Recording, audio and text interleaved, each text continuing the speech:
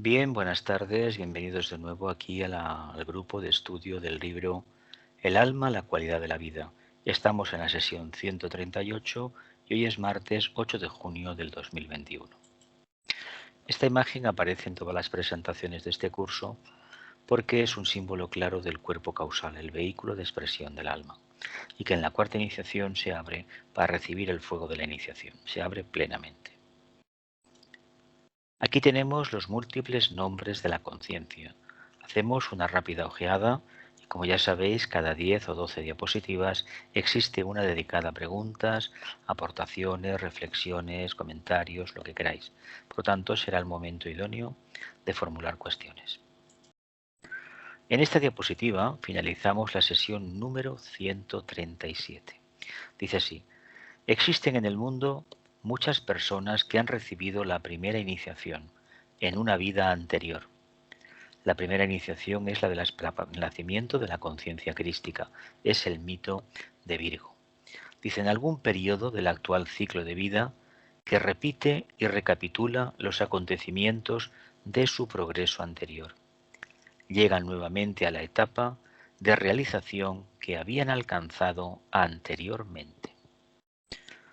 Nos viene a decir que hay muchos estudiantes, muchos futuros discípulos, que la iniciación crística, la de la revelación de la conciencia, la del nacimiento del Cristo interno, ya la han tenido. No olvidemos que esta iniciación, la primera, se completa en la ascensión a la montaña, en la cima del monte de la iniciación, en Capricornio, cuando nos den la tercera. Por lo tanto, entendamos que el periodo de la primera, pasando por la segunda hasta la tercera, es un camino de preparación. A partir de la tercera las cosas se ve que cambian radicalmente. Pero lo importante es que entendamos que hay mucha gente que está en el sendero que la primera iniciación ya la tiene. ¿Cómo se puede saber? Tal vez sería muy complejo, pero básicamente hay unos cuantos indicios que pueden hablarnos de perseverancia, nos pueden hablar de buena voluntad, de intelecto claro y sobre todo de tener una conciencia dispuesta al servicio, es decir, a irradiar, a compartir la sabiduría que uno tiene. Dice: en algún periodo del actual ciclo de vida de cada uno, que repite y recapitula los acontecimientos de su progreso anterior, llegan nuevamente a la etapa de realización que habían alcanzado anteriormente. No olvidemos que nosotros nos revestimos de materia, nos hemos desvestido de esa materia caduca en la anterior encarnación. En el momento de desencarnar perdimos el cuerpo físico. En el vehículo emocional mantuvimos la conciencia como almas en el plano astral. Y en ese momento hicimos una recapitulación que nos hizo desprendernos de esa adherencia a la forma concreta. En ese momento, cuando nos alcance la muerte, la destrucción del vehículo emocional, tendremos condiciones de poder recapitular sobre el mismo y los acontecimientos que hemos vivido. Y cuando saltemos al mental, que dependerá del grado de evolución, estaremos más o estaremos menos, porque prácticamente no tendremos ninguna experiencia manásica que recapitular. Por lo tanto, entendamos que lo que nos afecta más primeramente es el tema del astral, el tema del mundo del deseo, del mundo de la afirmación de la personalidad a través de la posesión de objetos o identificación con los mismos, ya sean estos la materia genéricamente, los conocimientos, la espiritualidad, todo aquello que atesoremos para nosotros mismos y anhelemos para nosotros mismos es negativo en tanto y en cuanto nos aleja de la verdadera aspiración. No obstante, hay que remarcar que el camino ascendente es un camino que está basado en la prueba y en el error. Por lo tanto, durante muchas vidas nos estamos equivocando, evidentemente, pero no nos quepa la menor duda que si hemos aplicado un poco de tenacidad en estas vidas, tarde o temprano habrá un resultado y la luz aparecerá cuando menos lo esperemos. Vamos a iniciar. Dice: perciben el significado de su realización y el sentido de su responsabilidad y conocimiento. Nuevamente se sobreestiman, se sobrevaloran, considerándose ellos y sus misiones como algo excepcional entre los hijos de los hombres, y sus demandas esotéricas y subjetivas, para ser reconocidas, estropean lo que hubiese sido un servicio fructífero. Perciben el significado de su realización, de lo que han alcanzado, y el sentido de responsabilidad y conocimiento. Y como es una nueva encarnación, evidentemente hay una sobrevaloración de la propia capacidad, lo cual eso infla las ínfulas de grandeza que todos los que recorren el sendero, tarde o temprano, tenemos que acabar digeriendo, de una forma u otra, considerándose ellos y sus misiones como algo excepcional entre los hijos de los hombres. Es decir, la tendencia del aspirante, del futuro discípulo, es considerarse único, y en realidad de único no tiene absolutamente nada. Dice, entre los hijos de los hombres, y sus demandas esotéricas y subjetivas, para ser reconocidas, estropean lo que hubiese sido un servicio fructífero. Hay un anhelo implícito por parte del aspirante, del estudiante esotérico, del futuro discípulo, a ser reconocido en su actividad. Y todo eso va en detrimento de la calidad del servicio que va a prestar. Por lo tanto, olvidémonos del reconocimiento de los demás, olvidémonos de las ínfulas de grandeza, olvidémonos de aquello que estamos percibiendo, porque en el fondo, estamos viviendo seguramente de renta de la anterior encarnación. Y eso que nos acontece a nosotros le puede acontecer a otro ciudadano, otro ser humano, que no se dedica al esoterismo como nosotros, como afición primordial, sino que se dedica a su trabajo, el que sea. Y seguramente que en ese trabajo va a recuperar parte de la memoria, no al detalle, sino de forma esquemática, de vidas anteriores. Y eso lo va a convertir, seguramente, si es un abogado, un médico o lo que sea, la preocupación que sea, en alguien eminentemente responsable. Un discípulo, si quiere serlo, debe ser responsable. Dice, cualquier énfasis puesto sobre la personalidad puede desfigurar fácilmente la luz pura del alma cuando trata de afluir hacia el yo inferior. Cualquier énfasis puesto sobre la personalidad puede desfigurar la luz pura que viene del alma cuando trata de afluir a la personalidad, al reflejo. Por lo tanto, no pensemos en la personalidad, pensemos cada vez más en el alma de forma positiva, no obsesiva, y olvidémonos del día a día, aunque el día a día es la sala de exámenes de nuestro trabajo, de nuestro ministerio público. Por lo tanto, aboquémonos al alma, centrémonos en lo más elevado, dediquémosles a la personalidad lo justo y necesario, no más, con lo cual con el tiempo va a ser absolutamente nada, ninguna atención, sino que de forma automática va a funcionar. Si tenemos que hacernos la comida, nos haremos la comida, pero no estaremos pensando todo el día en lo que vamos a cenar y en lo que hemos desayunado. Por lo tanto, entendamos que se nos está esperando con los brazos abiertos, pero hemos de despersonalizarnos abiertamente. Dice, todo esfuerzo para llamar la atención hacia la misión o tarea que ha asumido la personalidad desvirtúa esa misión y restringe al hombre en su tarea. Básicamente, cuando intentamos llamar la atención o hacer que la personalidad predomine, resulta que estamos dándole la espalda al alma. Por lo tanto, no nos queda más remedio que olvidarnos del mundo de la personalidad, buscar al alma por encima de todo, y poco a poco veremos que la personalidad juega un papel muy importante, pero está subordinado a la presencia del alma. Eso obligará a poseer, a construir una fuerte personalidad, pero que estará basada no en las apetencias de los tres elementales de los vehículos de la personalidad, sino en la presencia clara y rotunda del alma. Ello conduce a diferir el cumplimiento hasta el momento en que el discípulo solo sea un canal por el cual pueda fluir el amor y brillar la luz. El discípulo, a fin de cuentas, debe ser un canal donde venga la luz y el amor. Estas dos cualidades, el aspecto voluntad, aparecerá cuando alcancemos la iniciación, cuando subamos a la montaña. De todas formas, la voluntad la vamos a percibir, porque a nivel de personalidad ya se expresa. ¿Y por qué se expresa abiertamente? Pues porque hay una ligación con el alma que nos obliga, que nos impele a ir hacia adelante. Eso es la voluntad. Lo que sucede que todavía no es la voluntad al bien a la cual tarde o temprano llegaremos, sino que comienza a ser voluntad personal muy sobre el tema, el papel que desempeña la personalidad y el que queremos que desempeñe el alma. Por favor, cerrar micrófonos y no naveguéis.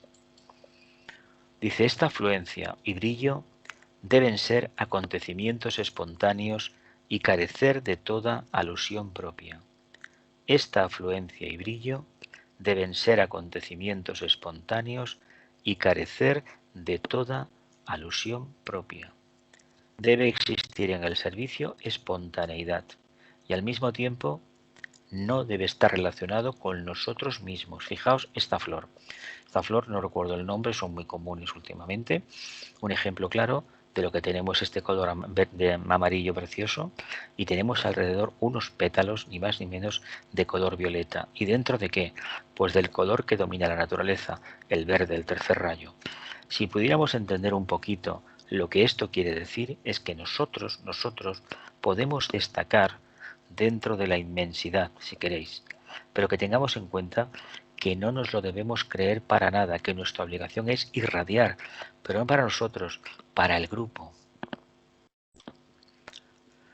Solo cuando el discípulo aprende a mantener su mente firme en la luz, cuando los rayos de la luz pura irradian desde el alma, el espejismo podrá ser descubierto, percibido y reconocido por lo que esencialmente es, haciéndolo desaparecer en la misma forma en que las nieblas de la tierra se disuelven ante los rayos del sol naciente. Bien, muy hermoso. Cuando el discípulo se mantiene en la luz, cuando esos rayos de luz pura irradian desde el alma, el espejismo no existe. ¿Por qué? Porque el espejismo es fruto de la mente, de la falsa percepción, como el espejismo en este caso sería la ilusión, es fruto de una falsa percepción de la verdadera luz desde el prisma de la conciencia emocional. Ese prisma del mundo del deseo, que a veces decimos que lo hemos superado pero es mentira, no es real, nos permite crear una realidad que no se ajusta al patrón del alma. Porque para que fuera real debería ser completamente impersonal y probablemente nos encontremos con que dentro de nosotros existe un espejismo, una ilusión, un maya, y no seamos capaces de reconocerlo durante mucho tiempo, o a lo mejor toda la encarnación. Y tal vez, cuando llegue el momento, una conversación con el instructor nos arrojará una grandísima luz. Él no va a señalar nunca con el dedo cuál es el problema. El problema lo vamos a detectar nosotros hablando con él o en presencia del maestro. Es decir, algo me falta. Y ese algo que me falta estaba a mi alrededor, pero por alguna razón no caí en cuenta de que era necesario manifestar esa cualidad. Por lo tanto, entendamos que si nos mantenemos firmes en la luz, esa luz acabará iluminando a la personalidad y al final se disolverá el maya, el espejismo y la ilusión. Por lo tanto, dice el maestro, les aconsejo que presten más atención a la meditación, cultivando siempre la capacidad de reflejar y asumiendo la actitud de que son un reflejo, manteniendo esto firmemente durante todo el día. Nos pide que prestemos más atención a la meditación, cultivando la capacidad de reflejar y asumir la actitud de que son un reflejo. Es decir, a nivel manásico, nosotros hemos de hacer lo posible para estar alineados y que nuestra mente solamente perciba la realidad y que de nuestra boca solamente surja la palabra correcta. Que la palabra correcta no quiere decir que estemos todo el día bendiciendo a los demás y que un día nos soltemos una palabrota de estas o un taco, no. La palabra correcta quiere decir que aquello que salga por nuestra boca ha sido ya experimentado por nosotros. Es bien diferente la acepción. La actitud de que son un reflejo manteniendo esto firmemente durante todo el día. Ojalá aprendiéramos a vivir en el entrecejo, porque de esta manera tendríamos muchísimo más claro qué significa ser un reflejo diario, un reflejo de la presencia del alma. Que la presencia del alma demanda espiritualidad fuerte, responsabilidad, no vagancia, ni pasividad, ni todo me da igual y yo fluyo y todo esto, no, eso no es. Es actividad consciente y a veces una actividad que escapa a la comprensión humana. Dice, el alma disipa la ilusión, empleando la facultad de la intuición. La mente iluminada disipa el espejismo. La mente iluminada disipa el espejismo.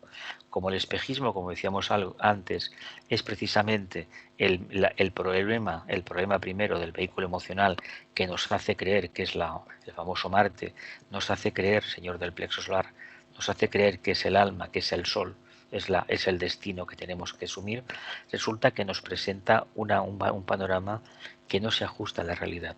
Básicamente porque la mente, la verdadera mente, no la cama manásica, sino la manásica superior, todavía no se ha manifestado plenamente.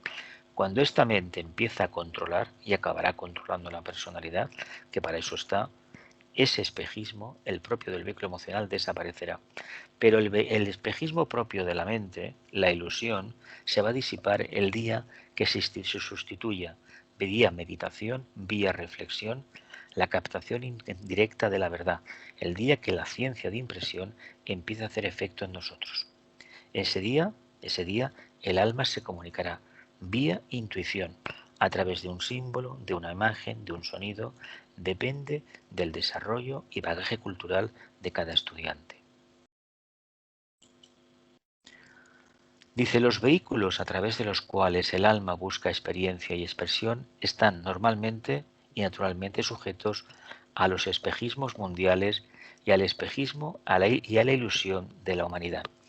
No olvidemos que estamos dentro de un gran bosque humano, que es precisamente el cuarto reino, y hay todo tipo de evoluciones, todo tipo de niveles, y prácticamente hay que decir que como almas, cada una tiene una génesis, tiene un camino y tiene una clarísima dedicación al servicio. Vamos a dar lo que viene por aquí. Si no, creo sinceramente que no estaríamos encarnados. Y cuando hablo de servicio, hablo de ese afán natural de experimentar con el mundo de la materia. Unos estarán más despiertos, otros estarán menos, pero todos intentamos aportar algo a ese gran bosque animado que es precisamente el cuarto reino. ¿Qué papel nos toca a nosotros desempeñar? Pues el de servidores anónimos, servidores completamente impersonales, faros de luz, y que los demás hagan con la luz lo que crean conveniente. Nuestra obligación es poner nuestra luz, la poca o poquita o mucha o regular que tengamos, al servicio de los demás, de forma espontánea, no de forma interesada, y manteniendo la personalidad correctamente en segunda posición y al servicio del alma. Si esto lo hemos conseguido, bueno, tendremos espejismos, no lo vamos a dudar que no, porque estamos encarnados, pero estos no tendrán la importancia que tienen aquellos que todavía no han visto la verdadera luz, aquellos espejismos que se generan cuando todavía no se ha percibido la verdadera luz. Por eso se habla que hay un antes y un después de pasar por esa puerta iniciática o esa cima de la montaña, porque la percepción que se tiene después es que todo era más fácil de lo que uno pensaba, pero para ello había que subir a la montaña, liberar primero a Prometeo, enfrentarse a la parte oscura y olvidarse y trascender todo lo acontecido hasta ese momento. En el fondo es un panorama que hemos conseguido realizar a base de olvidarnos de nosotros mismos, pero no por practicar la amnesia ni mucho menos, o una técnica de concentración especial, sino porque esas pruebas ya están completamente incorporadas y han dado el resultado que se esperaba, superar la atracción por la materia, ya sea físico-etérica, emocional o mental, concreta. Dice, el hecho de que el alma, en las primeras etapas de la experiencia, sea atrapada por Maya, por el espejismo y oportunamente por la ilusión, se debe a que el alma se identifica con esas formas y por lo tanto con el espejismo circundante, no lográndose identificar consigo misma. Repito, el hecho de que el alma en las primeras etapas de experiencia sea atrapada por el maya de los sentidos en este caso, como también lo es la personalidad, la experiencia del contacto, la capacidad de experimentar con la materia, y oportunamente por la ilusión, se debe a que el alma se identifica con esas formas y por lo tanto con el espejismo circundante, no lográndose identificar consigo misma. Las primeras etapas, la focalización del alma, es para mantener despierta, viva, activa, el reflejo, la personalidad. Si esto ahonda en el tiempo, esto genera espejismos de tipo etérico, de tipo emocional, de tipo mental. ¿Cómo lo podemos combatir? Buscando el alma. ¿Para qué se ofreció al mundo la meditación? Precisamente para eso, para soltar lastre y apartarnos de la atracción del mundo de los sentidos. Ahora vienen las preguntas. Dice, a medida que la evolución prosigue, se hace evidente para el alma en encarnación la naturaleza del problema, iniciándose entonces un proceso por el cual se libera de las consecuencias de la identificación errónea. A medida que evolucionamos, se hace evidente la naturaleza de este problema, la creación de este espejismo, una identificación incorrecta. Se inicia entonces un proceso por el cual se libera de las consecuencias de la liberación de la identificación errónea. No olvidemos que parte de lo que llamamos karma ha sido debido a que en esta encarnación y sobre todo en las anteriores nos hemos identificado con aspectos de la evolución o del contacto con el alma y expresión de la misma no correctos, sino que tenían una dosis de personalidad, de material muy grande. Eso no lo hemos visto, nos ha dado aparentes resultados inmediatos y al final hemos descubierto que esos resultados son una simple apariencia, un engaño. Pero para ello hemos de estar muy, muy despiertos. Venga, vienen las preguntas, familia, adelante. Vosotras mismas, abrid micrófonos y hablad.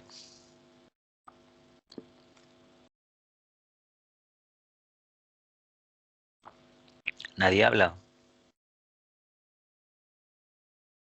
No sé qué os pasa. ¿No? ¿No hay preguntas?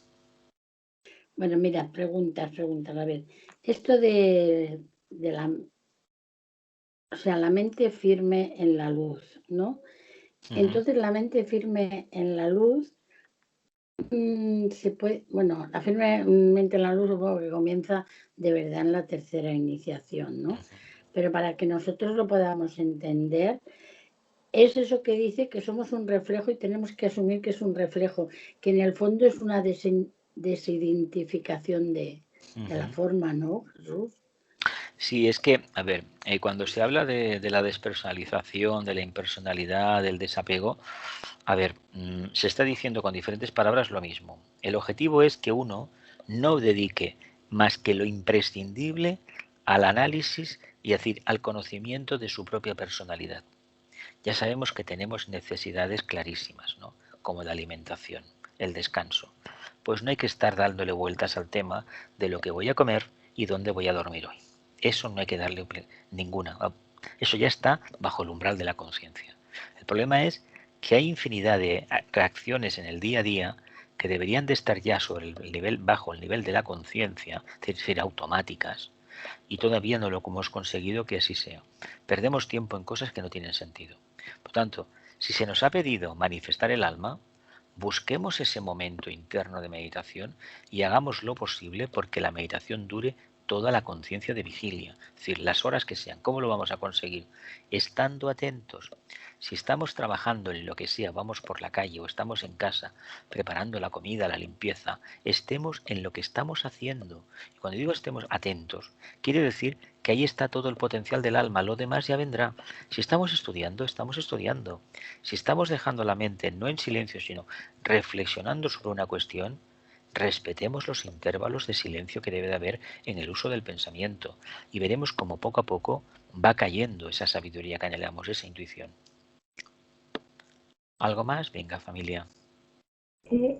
Jesús, entonces, por ejemplo, imagínate que estás haciendo, qué sé yo, cosiendo, por ejemplo, y no puedes estar cosiendo y escuchando, escuchando otra cosa, eso sí, ¿no? Sacas el tema de la costura, a no ser que te pongas un buen dedal, si estás cosiendo a máquina, hay el peligro que si no estás concentrada, te acabes precisamente clavando la aguja encima. Y si estás cosiendo, pues ya sabes, si no llevas un dedal protector, te vas a pinchar. ¿Por qué? Pues por no estar atento. Si vas con la bicicleta, por ejemplo, o patinando con un patinete por la calle, como no estés atento, seguramente que el suelo te está esperando. Todo exige atención, plena atención. Y si no tenemos atención en las cosas del diario vivir de la personalidad, no esperemos tener esa atención para buscar al alma, ¿eh? Porque lo que no podemos aceptar es ese divorcio que se plantea en conciencias como muy emocionales, que para el tema de la emocional, de la devoción, del idealismo o de la práctica de sexto rayo que te realicen, ya sea religiones organizadas o lo que sea, son personas muy responsables y no obstante después, para las cuestiones del día a día o cuestiones sociales o de vecindario, pues son personas completamente discutibles. ¿Qué quiero decir con esto? Que son la antítesis de lo que van pregonando y de lo que pretenden conseguir. Por lo tanto, seamos consecuentes. Que no quiero decir que nos pongamos en la esquina contando a los cuatro vientos que somos vegetarianos, naturistas, que hacemos ayunos. No, eso no le interesa a nadie. Lo que sí interesa a nadie es el sentido de responsabilidad. ¿Alguna pregunta? Sí, cuando se dice que es muy importante el conocimiento de uno mismo, ¿de qué conocimiento? Perdón, ya. Se trata del conocimiento de la personalidad, del conocimiento claro. Primeramente, el primer conocimiento, es que hay un problema de fondo para dilucidar. La identificación con la personalidad, hemos de tener en cuenta que para conseguir comprender lo que es la personalidad, hemos de picar muchísima piedra. Le voy a decir el porqué. Nosotros tenemos 3 vehículos, pero lo que está claro es que, por ejemplo, en el signo de Cáncer, que viene ya dentro de unos días, ahí lo que se comienza a trabajar la personalidad, porque en Aries se construyó el mental, en Tauro se sembró la semilla del emocional y en Géminis el del etérico, el cuerpo externo, cuerpo de energías, que a fin de cuentas es el mecanismo del alma en el plano este karmático. Pero para tener una percepción clara de que la acción, la emoción y el pensamiento, es decir, los 3 vehículos del alma, forman una entidad que es la personalidad, hay que picar mucha piedra y mucha reflexión. Generalmente no se ve así. La gran mayoría, solamente la gente que está dentro del mundo esotérico o de filosofía y ha estudiado y sobre todo ha experimentado, entiende que es esta personalidad, pero hoy por hoy eso no está construido. Si decimos, hay gente que tiene mucha personalidad, ¿qué quiere decir? Pues que aquello que se ha propuesto mínimamente lo consigue y allí donde va deja una impronta. Yo me acuerdo de pequeño sentir que había gente que tenía eso que se llamaba el don de gentes, que en el fondo es simple simpatía, cierta elocuencia, cierto pragmatismo, esa actitud de dar cancha a los demás, es decir, hacer a los demás copartícipes de este proyecto de ciudadanía, etcétera, etcétera. Había gente, no obstante, que nada de esto, a lo suyo, no se relacionaban con nadie, con la cabeza gacha, mirando al suelo, esquivando la mirada. No obstante, una persona que realmente está mínimamente en contacto con el alma, lo primero que va a hacer va a ser mirarte al frente, ¿verdad? A la cara, a los ojos. ¿Por qué? Porque hay una necesidad imperiosa de contactar vía ojos, vía visión, con la otra alma. Y aquellos otros que eso les da miedo, pues hay que decir que todavía estamos en una etapa un poco no plenamente desarrollada. Ojo, que no significa que el hecho de soportar la mirada de los demás y darte cuenta que estás con otro hermano, es decir, con otro congénere del cuarto reino, implica que empiezas a tener una percepción que se debe de manifestar ni más ni menos con un alineamiento continuo entre lo que es el alma y sus vehículos. Por lo tanto, si eso lo conseguimos, ya nos hemos conocido. El famoso oráculo de Delfos encarna aquello, el modo imperativo, aquella obligación de conocernos a nosotros mismos y sobre todo como unos con el imperecedero, con Dios, vaya, de otra manera más clara imposible, ¿no? Claro, ¿quién realmente se ha dedicado a analizarse, pero no obsesivamente, no en plan psicoanalítico, no en plan mente concreta, sino analizando las reacciones diarias? ¿Quién ha intentado tirar del hilo y saber de dónde viene, por ejemplo, el prejuicio? Y en el programa de radio nos ha tocado hablar del tema del prejuicio. ¿De dónde vienen esas ideas preconcebidas que tenemos sobre este tema, el otro? Vienen de la noche de los tiempos, pero no son particularmente creaciones exclusivamente nuestras, sino que las hemos incorporado como si lo fueran. Por lo tanto, si hubiésemos construido la relación con la personalidad correctamente, todo aquello que no se ajuste a un patrón, un análisis que nos dé la seguridad de que eso lo hemos construido nosotros, sería completamente desechado. ¿Con qué nos íbamos a quedar? Pues seguramente si lo pudiéramos contar con lo que hay en los dedos de una mano, con 4 o 5 cositas. Ya tenemos más que suficiente. Ya tenemos más que suficiente. Porque, a ver, el tibetano Alice Bailey escribió en esos libros, son miles de páginas, hablando claro, y realmente hay tanta información y para tantos niveles de conciencia que hay que tener los pies muy en tierra. Y hay que darse cuenta de una cosa muy importante. Nos hablan de las iniciaciones, de los rayos, todo está muy bien. Sí que la psicología esotérica, los 7 rayos, nos ayudan a conocernos, faltaría más. Pero también hemos de reconocer que para llegar a esa comprensión, nosotros debemos haber hecho un cambio, una catarsis muy importante. Como la gente no quiere esos problemas, porque siempre que hay un gran problema y uno se enfrenta, si uno persevera, acaba ganando el problema, lo acaba. Ahora, sale nuevo, diferente, se ha quemado en la prueba. No sé si te he respondido.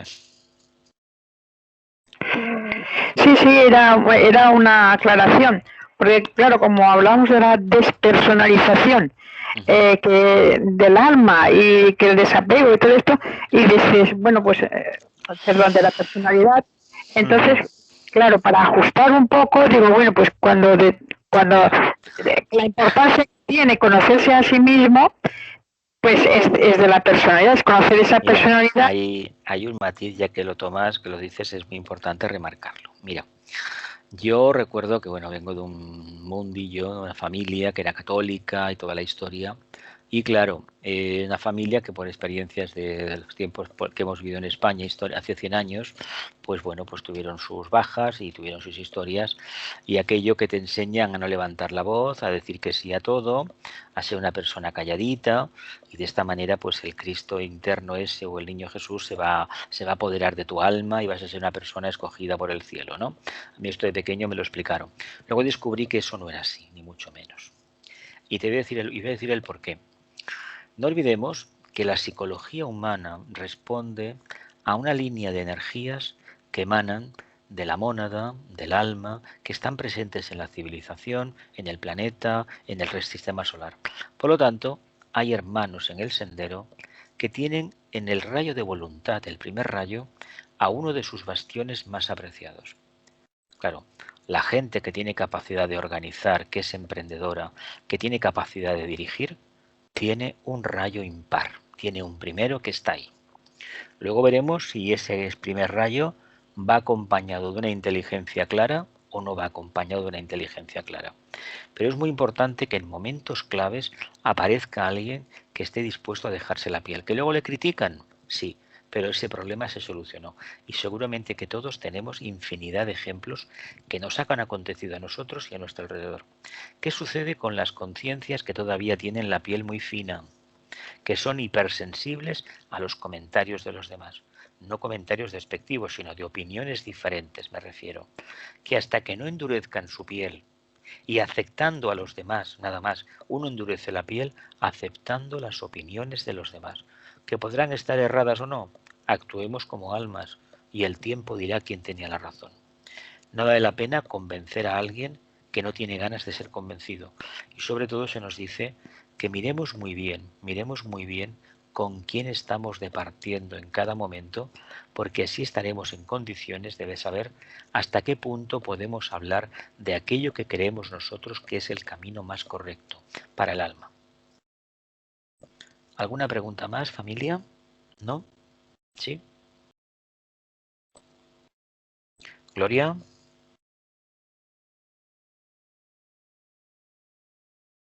¿No? Bien, continuamos.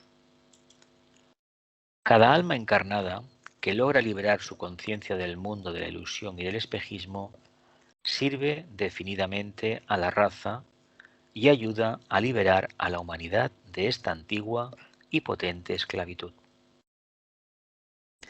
Cada alma encarnada que logra liberarse del mundo de la ilusión y del espejismo sirve de manera más rotunda, más clara a la humanidad y ayuda a liberar a la humanidad de esta antigua y potente esclavitud. la falsa percepción de la luz. No olvidemos que mientras estemos bajo la ley de la justa retribución, es decir, la ley del karma, y tengamos la necesidad de encarnar, esa ley del karma nos va a atenazar con esos tres espejismos: el maya, el espejismo y la ilusión, de los tres vehículos de la personalidad. Por lo tanto, estemos muy atentos, practiquemos la meditación de manera correcta, enfoquémonos en el alma y no tengamos prisa, porque las cosas vendrán en el momento oportuno, ni antes ni después. En el momento oportuno. Y estemos muy atentos también en la línea de que lo que va a venir seguramente que no va a ser del agrado de la personalidad, pero es lo que necesitamos vivenciar, seguramente. Continuamos.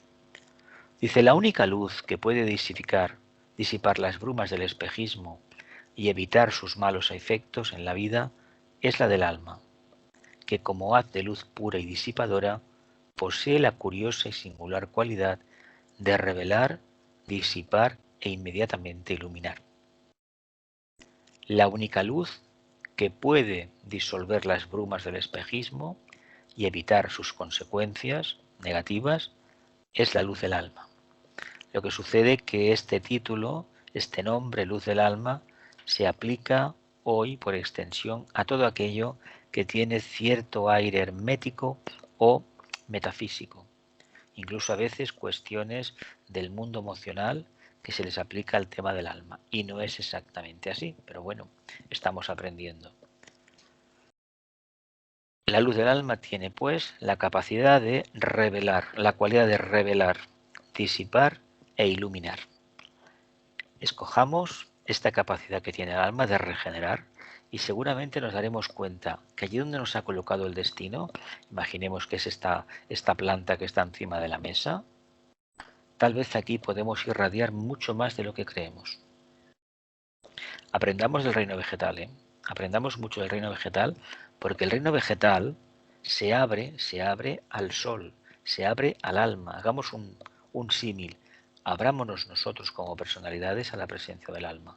Y entonces entenderemos que esa disociación que tenemos entre alma y personalidad es en el fondo un espejismo, una ilusión y un maya. No existe. El alma está, simplemente no la reconocemos como tal. Adelante.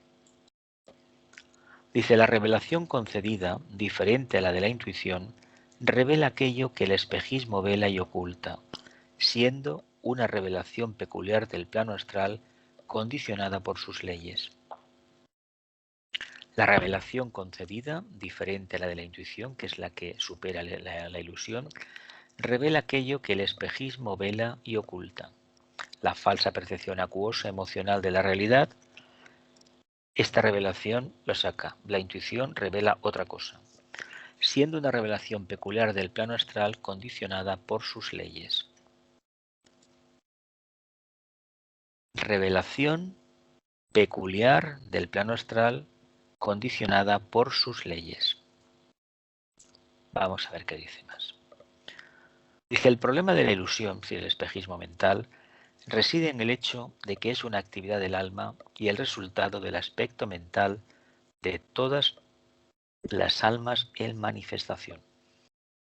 Una ilusión muy grande en el mundo, un espejismo mental muy grande, es el tema del servicio. El tema de creernos que estamos en condiciones de servir y creemos que competimos por servir y hemos creído que el servicio nuestro es el mejor. Eso es un espejismo grandísimo. Aun suponiendo que fuera plenamente manásico, habría que picar mucha piedra para que la luz del alma se manifestara y se disipara. Pero mucho, porque se ha extendido como la pólvora por todo el planeta Tierra. Todo el mundo se ha apuntado a la idea de la nueva era. Todo el mundo. Y habrá que ver con el tiempo hasta dónde llega todo eso. Dice: el alma está sumergida en la ilusión y no puede ver con claridad hasta el momento en que ha aprendido a arrojar su luz en la mente y el cerebro. No puede ver con claridad hasta el momento en que haya aprendido a arrojar, a proyectar su luz en la mente y el cerebro. ¿Y por qué tan importante esto? Porque esto es como nosotros, si no somos capaces de compartir lo que hemos adquirido, nos vamos a colapsar. necesitamos descargar la carga espiritual que llevamos dentro. ¿Cómo? Compartiéndola con los demás. ¿Cómo se hace esto? Allá donde nos encontremos, mantengámonos conectados con el alma y la irradiación, la capacidad de proyectar sobre los demás será automática. Fijaos qué cosa tan sencilla aparentemente y lo complejo que es en el día a día. Porque en el día a día decimos muchas veces que irradiamos, pero luego es mentira. Los pares de opuestos. Dice, muchos discípulos debieron aprender a ir adelante a pesar de la actividad de los pares de opuestos, sin prestarle atención a las reacciones de los sentidos, permaneciendo libres, sin preocuparles si la experiencia por la cual estaban pasando era muy importante o de satisfacción espiritual, o algo que acontecía en un nivel muerto, donde nada trae gozo y solo existe dolor, temor y suspenso. Muchos discípulos debieron aprender a ir adelante a pesar de las circunstancias de los pares de opuestos. No le prestaron atención a las reacciones de los sentidos, permanecieron libres y despreocupados por si la experiencia que estaban pasando era muy importante o de satisfacción espiritual, algo que acontecía en un nivel muerto, nivel de la personalidad, donde nada trae gozo y solo existe dolor, temor y suspenso. ¿Seríamos capaces de vivenciar la experiencia de la vida diaria de esta manera? ¿Que nos importara bien poco todo eso que le acontece a la personalidad? Tal vez la idea es que eso poco a poco se vaya convirtiendo en algo muy real. Y si es así, pues bueno, lo que nos venga a partir de ahora será encarado de una manera bastante diferente. Deberá aprender firmemente, a avanzar firmemente entre los pares de opuestos, diciéndose a sí mismo, yo no soy esto, yo no soy aquello, yo soy eternamente el yo. Avanzar por los pares de opuestos diciendo, yo no soy esto, yo no soy aquello, yo soy eternamente el yo. ¿Creéis de verdad que si vamos repitiendo este mantra 5 o 6 veces al día, vamos a dejar de ser víctimas de los pares de opuestos? No.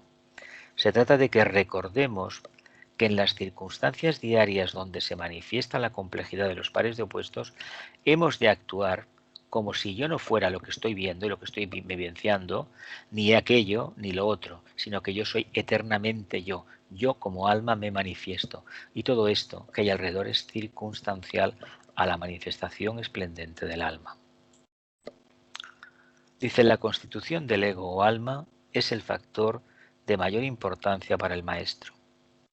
La constitución del ego o alma es el factor de mayor importancia para el maestro en la tarea de preparar al discípulo para el trabajo jerárquico. La constitución del alma. Esto, lógicamente, involucra los 3 centros superiores, el coronario, el cardíaco y el laringio. Coronario, cardíaco o laringio. Hay que decir que mientras no tengamos una vivencia clara de la conciencia ubicada en esos centros, es decir, el centro laringio, que es la mente, el átomo manásico, realmente no esté abierto, el coronario, la cabeza o la mente superior, el asiento del alma, no empecemos a ser intuitivos y que el corazón nos haya provisto ya de una mente que sea capaz de pensar en términos de amor, realmente mientras esto no acontezca estamos picando una piedra que todavía no es la que debemos, no serán las gemas que en el futuro, en vidas futuras, nos toque tallar y refinar. Hoy por hoy nos toca hablar eso. ¿Por qué es tan importante? Porque si estos centros están despiertos y activos en el discípulo, quiere decir que la personalidad está integrada. Y si está integrada, no hay esa complejidad que había antes cuando había que coordinar los vehículos e integrarlos y alinearlos. Por lo tanto, la comunicación del alma pasaría directamente alma, mente, cerebro. Alma, mente, cerebro. el vehículo emocional estaría plenamente integrado, de forma tal que no fuese ningún generador de espejismos. Eso todavía suele ser un poco complejo de realizar, pero ya sabéis dónde está la meta, los centros superiores. De ahí que se diga que la meditación se debe focalizar uno en la cabeza, en lo más elevado posible.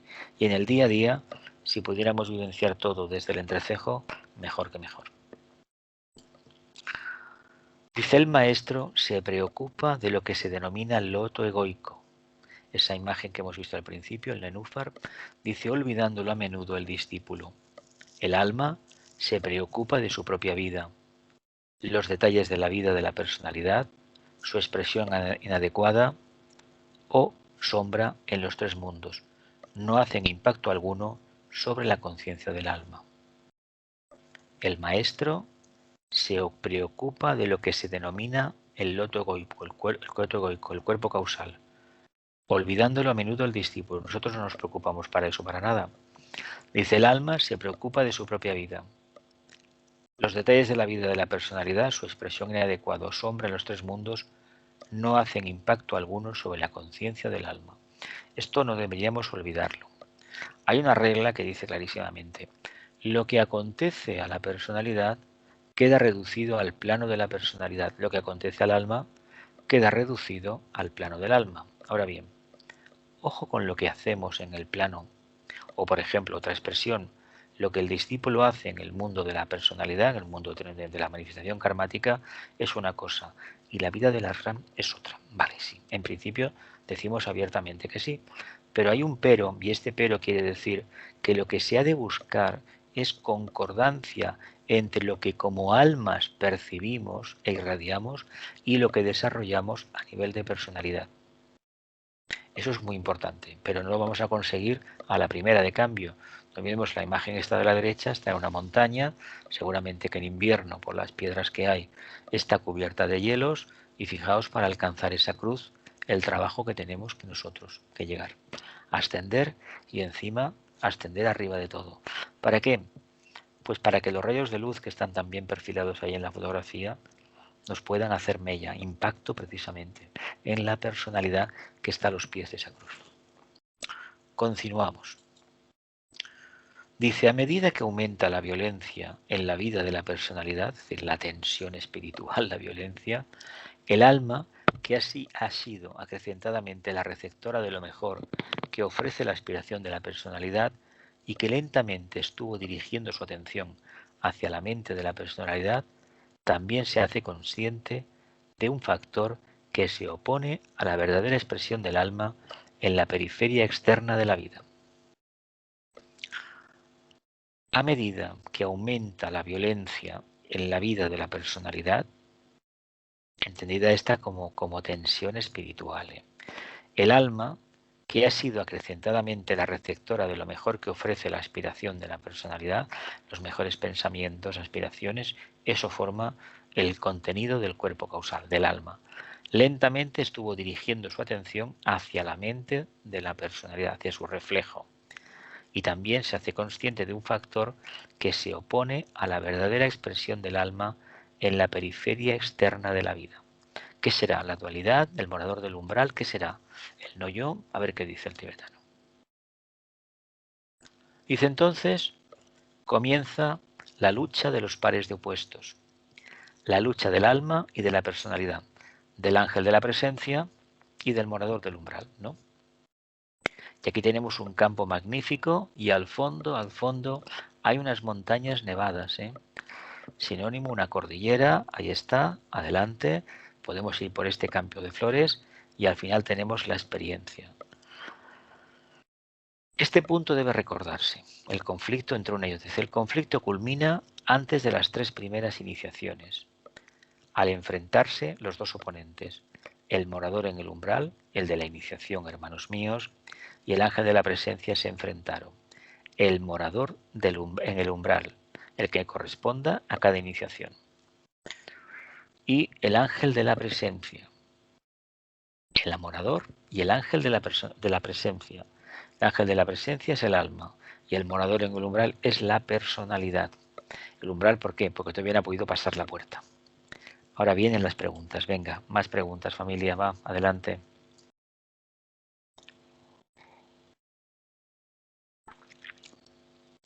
Entonces Jesús, el ángel de la presencia y el morador del umbral, al final es el Lo final mismo. de la dualidad, ¿no? Es lo el mismo. final, una vez Sí. que eso finaliza, se acabó la dualidad. Mira, el tibetano habla, no recuerdo, creo que es de los rayos de las iniciaciones, estoy muy seguro ahora mismo, lo de memoria, de que al final, cuando se pasa la prueba y se alcanza la quinta iniciación, uno reconoce algo que ya había visto, que ya sabía, que el morador y el ángel de la presencia es la misma entidad. Es la Pero misma, claro, la unidad.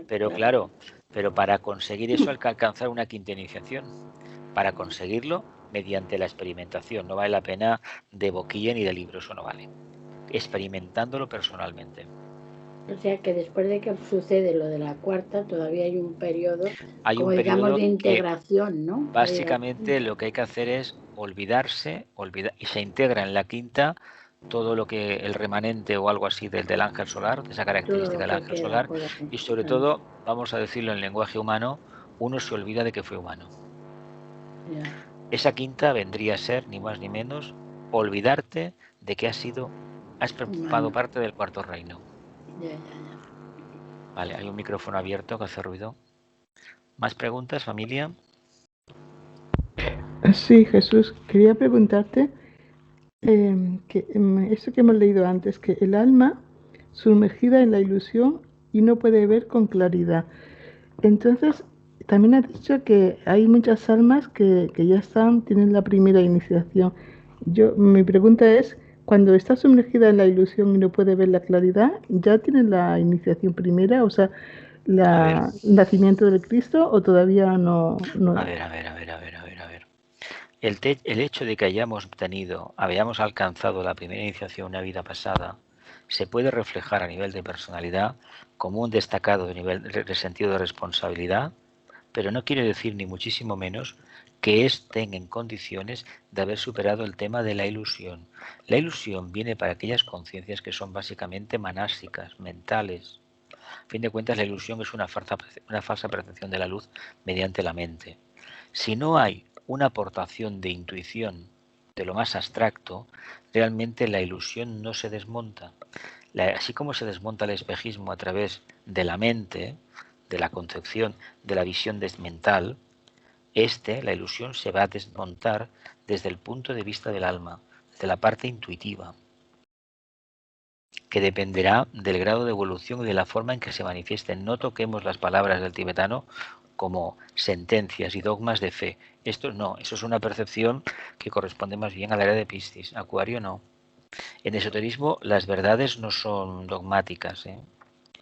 No es ni sí ni no, es vivenciarlo de otra manera. No, bueno, no digo que sea así, lo pregunto porque pensaba, no me parecía, no lo entendía, ¿no? Entendemos una cosa, mira. Sí. Dime. Mira, entendamos una cosa. Imaginemos que conocemos a alguien que ha pasado la segunda iniciación, ¿no? Ojo, porque la concepción que tenemos nosotros de lo que eso es muy diferente a lo que va a acontecer realmente. Esto es como la idea de decir, hoy me gustaría haber vivido en el pasado, en aquel momento en que el maestro tal, cuidado.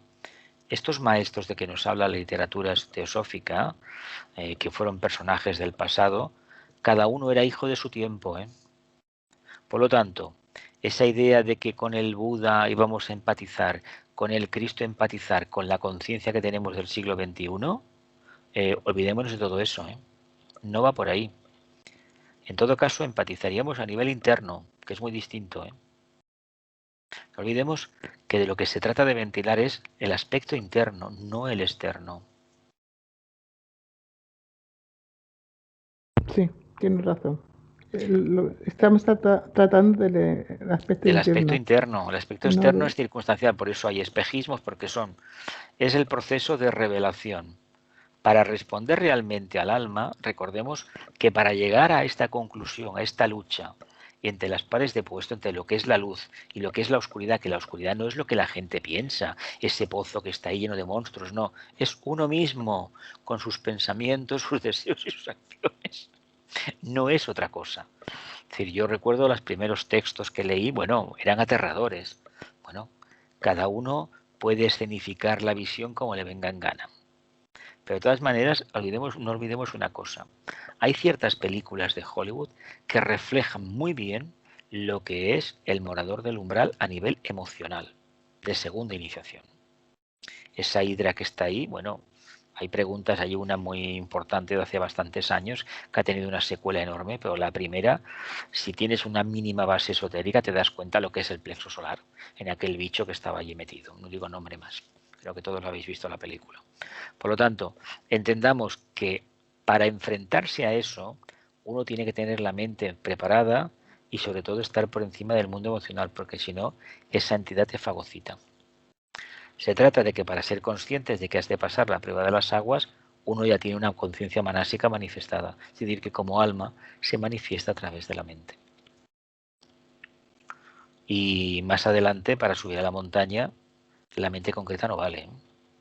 Tiene que haber un poquito de mente abstracta, teniendo en cuenta que lo que te van, la tercera iniciación se da cuando existe un conocimiento perfecto de la mente concreta, que quiere decir que la mente abstracta ya funciona.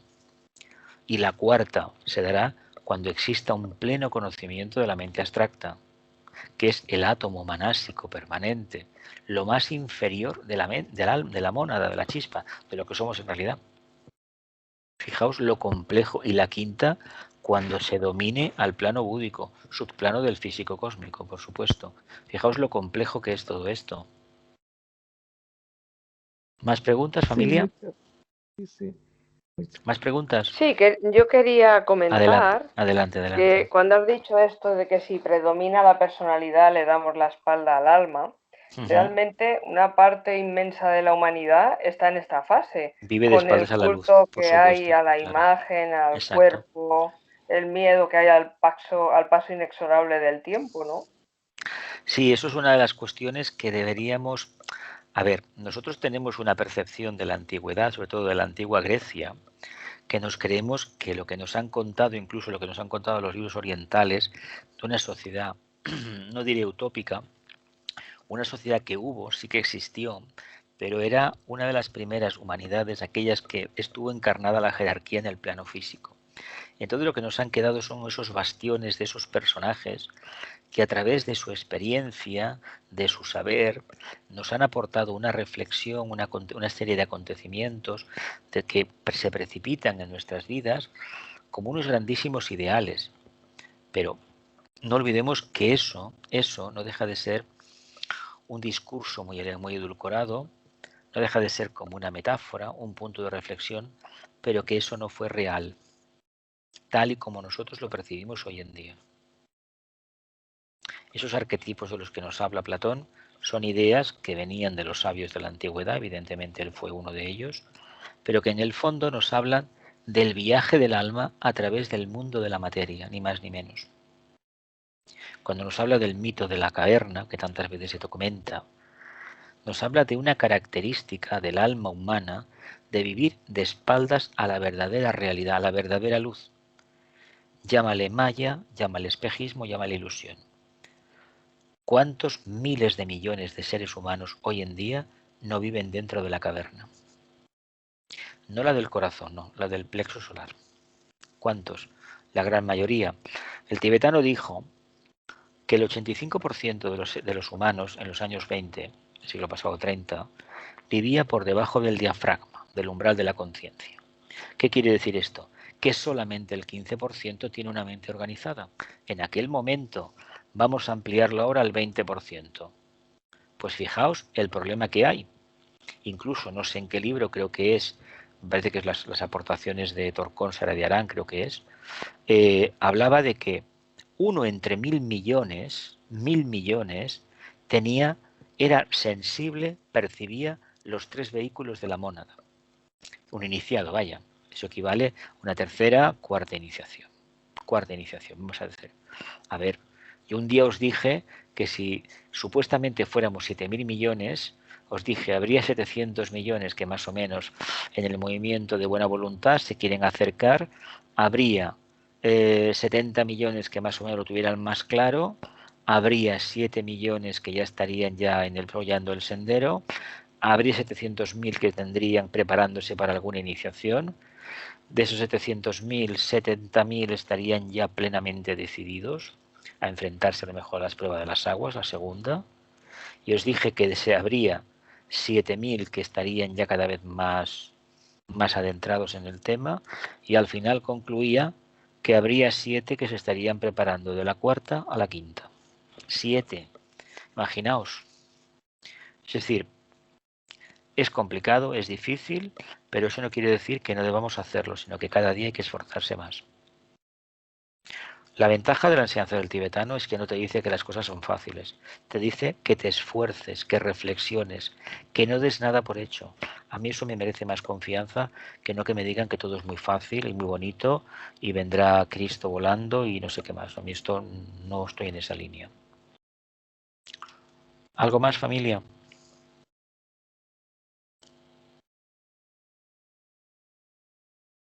Sí, Jesús, una cosita. Esto Dime. que has dicho ahora, que me ha gustado mucho. El alma hace un viaja a través se olvida, digamos, y viaja para tomar experiencia en la personalidad. Claro. ¿Vale? Entonces se olvida y va tomando experiencia. Pero llega un punto, ¿en qué punto el alma ya se reconoce a sí misma y empieza a trabajar ya por... Mira, en el momento que desde la personalidad se empieza a lanzar el cable, es decir, a través de una percepción manásica de la realidad, poco a poco, emocional no, manásica, empieza a haber una pequeña comunicación. Hasta que no se consigue este estado de aposentar el alma en la mente, eso no acontece. Y cuando acontece, el objetivo es iluminar la mente. ¿Cómo? Practicando, proyectando pequeñas ideas, formas, es decir, imágenes, y eso poco a poco acaba nivelando poco a poco la vida de la personalidad. Y cuando esto ha acontecido, al final, ¿qué se descubre? Que hay una inercia por parte del reflejo a seguir el nivel o el paso que lleva el alma. A fin de cuentas, el conflicto es el siguiente. Como almas no existimos. A ver, nosotros somos mónadas. Lo que sucede es que hay que reflejar que en ese punto intermedio, gracias al ángel solar, hemos quedado un punto neutro. Y desde ahí estamos dirigiendo la marioneta. Es decir, los 3 vehículos, nunca mejor dicho, la pieza esta de las marionetas, estamos dirigiéndola. A ver, llevamos un ritmo como alma definido, ¿no? Pongamos el caso. Pero la personalidad lo más probable es que no nos quiera acompañar. A ver, ¿qué hay detrás de ciertas percepciones o de ciertas visiones internas que todo el mundo tiene, que uno quiere avanzar, pero hay algo que le obstaculiza? Si será el ambiente, si serán los demás, que serán los rayos míos. No, que uno todavía no ha conseguido acompasar el ritmo de la forma de los 3 vehículos con el ritmo del alma. Y cuando mínimamente se consigue, ahí se ve la resistencia que hay por parte de los vehículos a ser dominados por el alma. Pero, vamos, fulminados en el sentido de que no tengan vida propia. Cuando digo vida propia, opinión diferenciada, hablando en un lenguaje más coloquial. Eso se ve en la meditación. Claro, pero se trataría entonces de que la experiencia de la meditación durará las 24 horas del día, a ser posible. Y que además podamos practicarlo en los planos internos también, porque no vale la pena practicar la inofensividad en el plano físico y luego un día recordar que en el plano hasta uno ha tenido una pelea como de aquellas que vamos, que lo que no hubiera hecho nunca aquí en el plano físico lo ha hecho allí. No, si hay inofensividad lo hay en las 2 partes. Y en el otro lado, según a donde vayas por más, mejor o menor orientación personal, ahí hay de todo, como en botica, de todo. Bueno. De todas formas, viendo los dibujos animados que están en televisión para los niños y algunas películas de sociedades distópicas, bastante parecido a lo que pasa en algún subplano de por allá arriba. Nada es de lo que parece. ¿Alguna pregunta más? Y cortamos ya la clase. Que la luz, el amor y el poder restablezcan el plan de Dios en la tierra. Que así sea y cumplamos con nuestra parte.